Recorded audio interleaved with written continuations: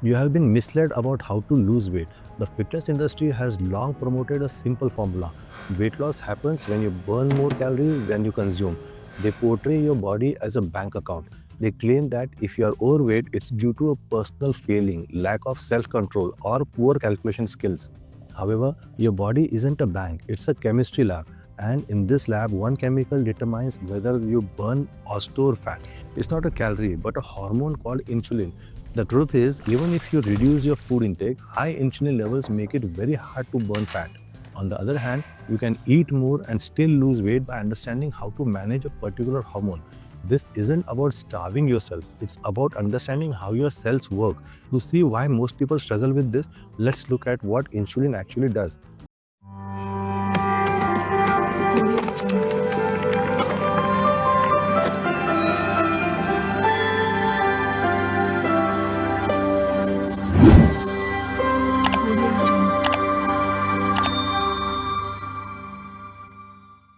Many people think it just controls blood sugar, but it has a much bigger role. Insulin is like a storage manager that controls how energy is used. Think of your body as having two fuel tanks. The first is small and easy to use, like the glycogen stored in your liver and muscles. This is like having cash in your wallet. The second is much larger but harder to access, like your body fat. This is like having money in a saving account. Insulin acts like a bank manager in your body. When insulin levels are high, your body stores energy from food as fat. Crucially, high insulin levels prevent your body from burning stored fat for energy. It's like the bank manager blocking withdrawals while accepting deposits. This results in feeling hungry despite having excess fat. Your body can't access its fat reserves due to the insulin block, so your brain signals you to eat more. This isn't overeating, it's a hormonal response. Many people misunderstand this because they focus on what they eat, not how they eat. Snacking throughout the day or starting meals with carbohydrates keeps insulin levels elevated, constantly promoting fat storage. How can we lower insulin levels without feeling hungry? The key is a strategy called food sequencing, which manipulates how quickly food leaves your stomach. This technique can make a big difference. When you eat, your stomach mixes everything together. If you start with bread, pasta, or sugar, these simple carbs quickly enter your small intestine. This causes a rapid rise in blood sugar. In response, your pancreas releases a large amount of insulin to manage the sugar. This puts your body into fat storage mode. Later, when your blood sugar drops, you feel tired and crave more sugar. It's a blood sugar roller coaster. However, we can smooth out this blood sugar spike by simply changing the order in which you eat your food without changing what you eat. Phase 1. The fiber firewall. Begin your meal with fibrous vegetables like broccoli, spinach, asparagus, or a salad. Fiber doesn't cause insulin spike. Instead, it forms a thick web-like coating on the lining of your upper intestine. This mesh acts as a filter. Phase 2. Protein and healthy fats. Eat your protein and healthy fats like steak, chicken, eggs, or avocado. Protein stimulates the release of hormone called GLP-1, glucagon-like peptide 1. GLP-1, which is also the mechanism behind weight loss drugs like Ozempic, slows down how quickly your stomach empties.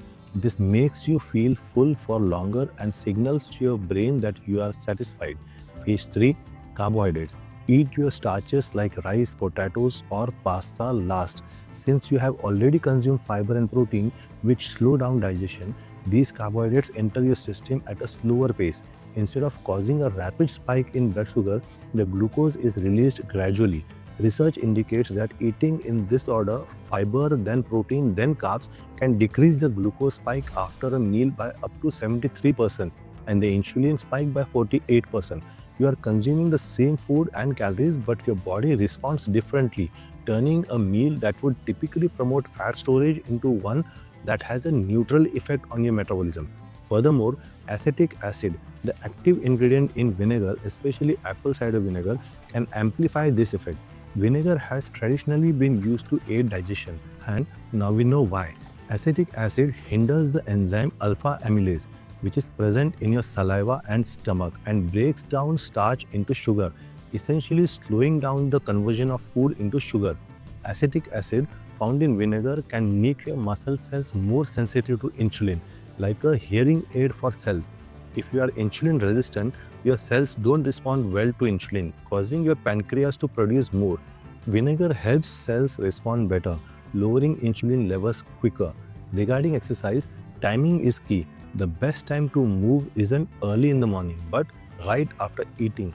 When you eat carbs, glucose enters your blood and needs to be used. If you are inactive, glucose is stored as fat with the help of insulin. However, muscle contractions allow glucose to be absorbed directly into muscle through a different pathway called GLUT4. Walking for just 10 minutes after a meal helps your muscles use glucose from the blood without needing as much insulin. This reduces the insulin spike. You don't need intense exercise, just muscle activation. This relates to basal and bolus insulin. Bolus insulin is the spike after eating, which most diets focus on. However, if you are overweight, your basal insulin means baseline level while you sleep is likely high. High basal insulin causes hunger upon walking and prevents your body from burning fat even when fasting. To lower your basal insulin levels, you need to increase the amount of time your insulin is at its lowest.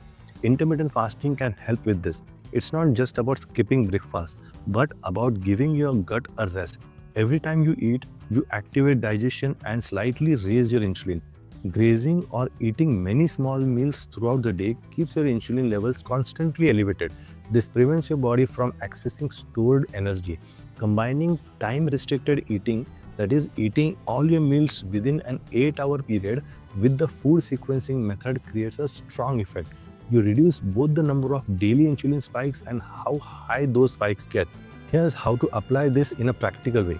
Imagine your next dinner. Instead of immediately eating bread, drink a glass of water with a tablespoon of apple cider vinegar and wait 5 minutes. Then eat a large serving of roasted vegetables or a salad with olive oil, followed by your salmon or steak. Finally, enjoy your mashed potatoes or dessert. After dinner, take a 15-minute walk instead of sitting down. In this scenario, you have eaten a satisfying dinner without depriving yourself. However, your body's biochemical state is very different from someone who ate the same food in the wrong order and stayed seated. Their insulin levels would be very high, preventing fat burning, while yours would be controlled, allowing your metabolism to function efficiently. This method addresses the underlying problem, insulin resistance. Think of insulin resistance as a callus. Just as constant rubbing causes skin to thicken and harden as protection, constant exposure to insulin causes your cells to resist the hormone. Only way to heal a callus is to remove the source of friction. By using food sequencing, vinegar and walking to manage your glucose levels, you reduce this friction. Gradually, your cells will regain sensitivity and the resistance will disappear. As your insulin sensitivity improves, your body will naturally move toward a healthy weight. Stop relying on willpower to fight your body's natural processes and instead use biochemistry to work with them. Weight loss is not a matter of right or wrong, but a matter of molecules. Understand that food is more than just fuel, it's information. Every bite signals your hormones. So, when you eat, remember that you are influencing your body's chemistry. Use fiber, protein, and acetic acid to unlock the energy that has been stored away for years.